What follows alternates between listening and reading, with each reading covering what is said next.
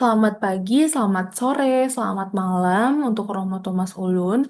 Perkenalkan, saya Brigita Astrid Nadia Nayandra dengan NIM 2024-002-0024 akan memaparkan mengenai studi kasus dari Blue Online Bank, anak perusahaan dari PT Bank Sentral Asia, dengan menggunakan kerangka analisis PESTEL. Nah, Blue Online Bank itu merupakan anak perusahaan PT BCA yang hadir untuk menjawab perubahan perilaku masyarakat dari penggunaan uang tunai menuju transaksi digital, khususnya di wilayah perkotaan. Secara teori, kondisi ini seharusnya menjadi peluang besar bagi bank digital. Namun, pada 3 hingga 4 tahun awal operasionalnya, Blue Bank belum menunjukkan hasil yang signifikan.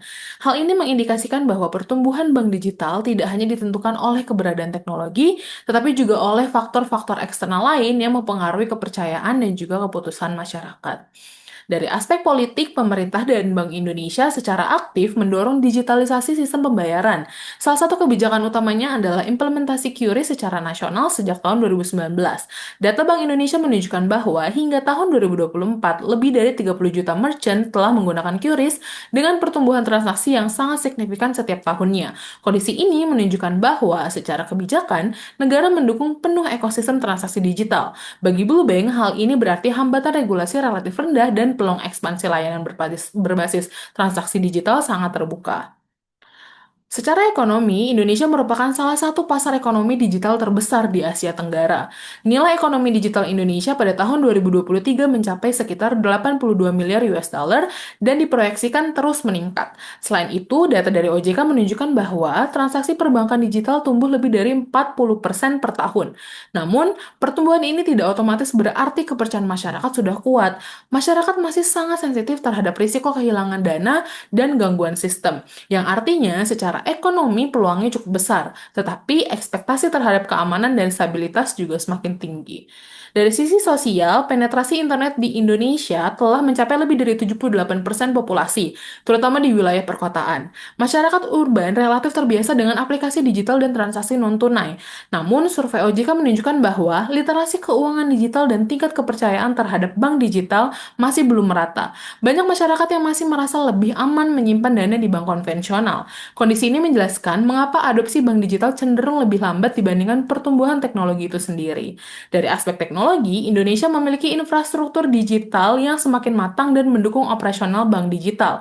Namun, seiring dengan peningkatan transaksi digital, risiko kejahatan cyber juga meningkat.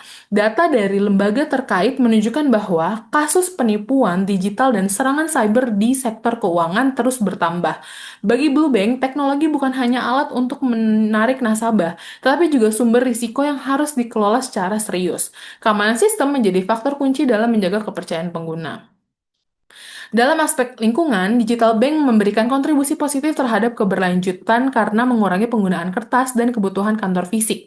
Hal ini sejalan dengan meningkatnya perhatian terhadap isu ESG di sektor keuangan. Bagi Blue Bank, aspek ini dapat menjadi nilai tambah reputasi, terutama bagi nasabah perkotaan yang semakin peduli terhadap keberlanjutan.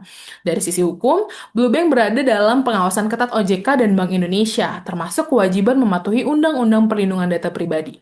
Regulasi ini menuntut bank digital untuk menerapkan manajemen risiko dan perlindungan data yang tinggi. Dalam konteks ini, kepatuhan hukum bukan sekedar kewajiban administratif, tapi juga menjadi fondasi utama dalam membangun kepercayaan publik.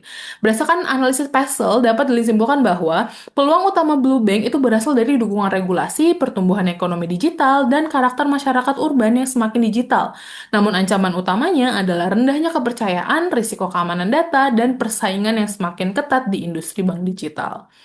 Oleh karena itu, strategi pertumbuhan Blue Bank tidak cukup hanya berfokus pada pengembangan fitur teknologi. Strategi juga harus diarahkan pada penguatan keamanan sistem, peningkatan kualitas layanan pelanggan digital, serta pemanfaatan reputasi BCA sebagai induk usaha untuk membangun kepercayaan pasar. Dengan pendekatan tersebut, Blue Bank dapat menjangkau masyarakat perkotaan secara lebih luas dan juga berkelanjutan. Sebagai kesimpulan, lingkungan eksternal Indonesia sebenarnya sangat mendukung pertumbuhan bank digital.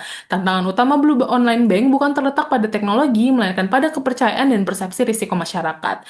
Oleh karena itu, keberhasilan Blue Bank akan sangat ditentukan oleh kemampuannya mengelola faktor-faktor eksternal secara strategis.